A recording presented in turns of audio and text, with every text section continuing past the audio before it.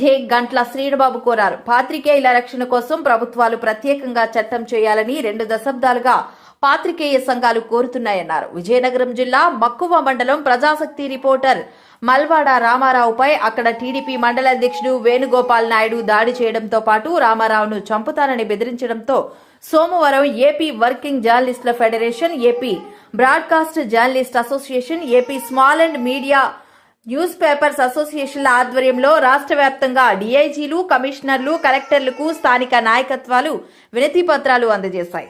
రాష్ట్ర కార్యవర్గం పిలుపు మేరకు విశాఖలో కూడా విశాఖ డీఐజీ గోపీనాథ్ జెట్టి కార్యాలయంలో జర్నలిస్టులంతా కార్యాలయం మేనేజర్ సూర్యారావు, సిసి గణేష్లను కలిసి వినతి పత్రం అందించారు. అంతకుముందు ఏయూ అంబేద్కర్ విగ్రహానికి వినతి పత్రాలు అందించి అక్కడి నుంచి జర్నలిస్టులంతా ర్యాలీగా డీఐజీ కార్యాలయానికి చేరుకున్నారు.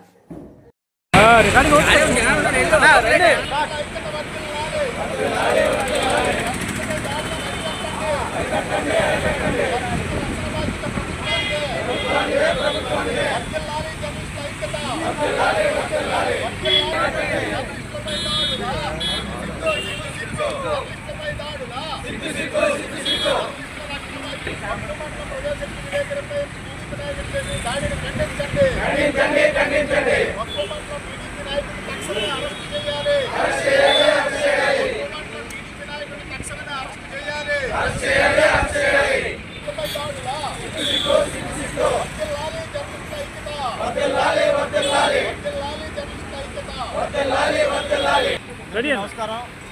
మరి ఈరోజు విజయనగరం జిల్లా మక్కువ మండలం ప్రజాశక్తి రిపోర్టర్ రామారావు గారిపై మరి అక్కడ తెలుగుదేశం పార్టీ మండల అధ్యక్షుడు వేణుగోపాల్ నాయుడు గారు మరి ఒక వార్త రాసినందుకు ఎమ్మెల్సీ ఎన్నికలు నిబంధనలు పట్టవా అని ఒక వార్త రాసినందుకు ఆయనపై దౌర్జన్యం చేయడమే కాకుండా నేను నీ కుటుంబాన్ని అడ్డు చూస్తాను, బెదిరిస్తూ చంపేస్తానని చెప్పేసి మరి బెదిరించారు. దీంతో ఆ ప్రజాశక్తి విలేకరి తీవ్ర భయభ్రాంతులు చెంది మరి ఈ విషయం సాటి జర్నలిస్టులు చక్కగా వాళ్ళందరూ కూడా దీన్ని ప్రభుత్వం దృష్టికి తీసుకెళ్లాలని భావించారు.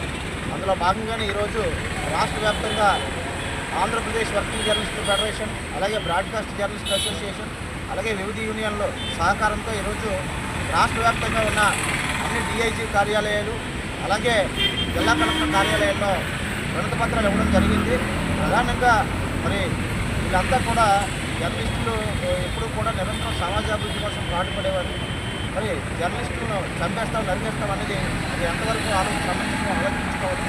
కాబట్టి ఈ విషయాన్ని ప్రభుత్వం కూడా సీరియస్గా తీసుకొని అక్కడ మండల టీడీపీ అధ్యక్షుడు వేణుగోపాల్ నాయుడుపై చర్యలు తీసుకోవాలని డిమాండ్ చేస్తూ ఈరోజు మేము ఇక్కడ విశాఖపట్నంలో ఉన్న జర్నలిస్టులు అందరం కూడా డిఐజీ గోపీనాథ్ గారి జెట్టి కార్యాలయానికి వచ్చి మరి వినతి పత్రం సమర్పించడం జరిగింది.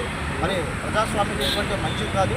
ఎవరైనా జర్నలిస్టు వార్త రాస్తే దానికి వాళ్ళకి ఏదైనా అభ్యంతరాలు ఉంటే వాళ్ళు ఖండన ఇవ్వచ్చు, లేదా ప్రెస్ కౌన్సిల్కి ఫిర్యాదు చేయొచ్చు, లేదా పరువు నష్టం దావా వేయవచ్చు.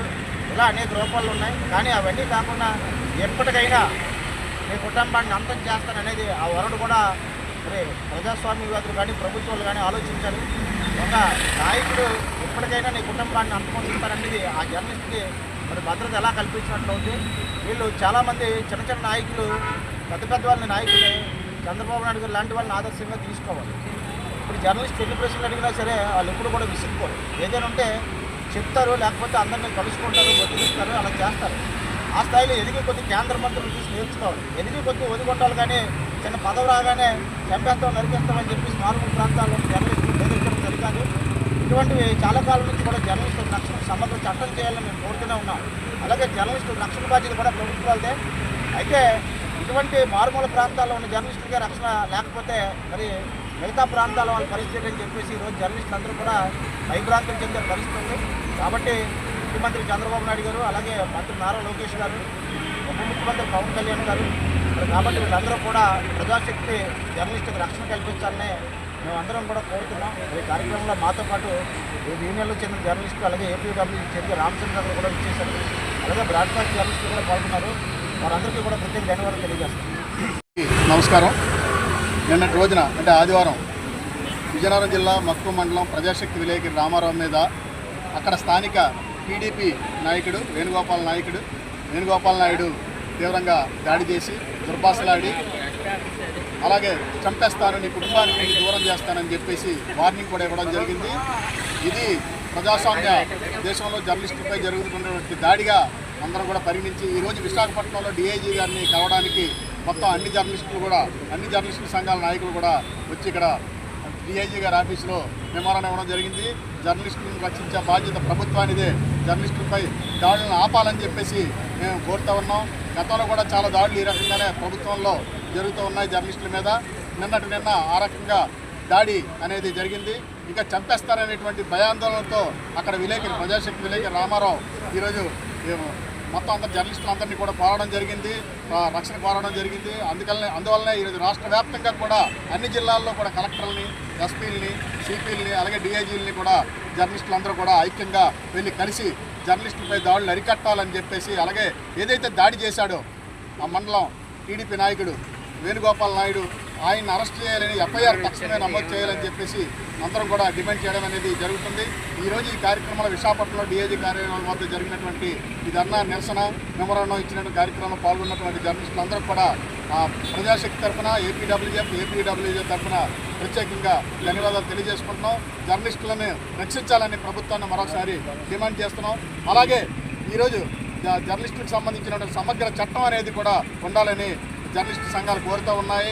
వర్ధిల్లాలి జర్నలిస్టుల ఐక్యత, వర్ధిల్లాలి జర్నలిస్టుల ఐక్యత. విలేకరిపై దాడి చేసిన టీడీపీ నాయకులను అరెస్ట్ చేయాలి. వర్ధిల్లాలి జర్నలిస్టుల ఐక్యత. జర్నలిస్టుల రక్షణ బాధ్యత ప్రభుత్వానిదే.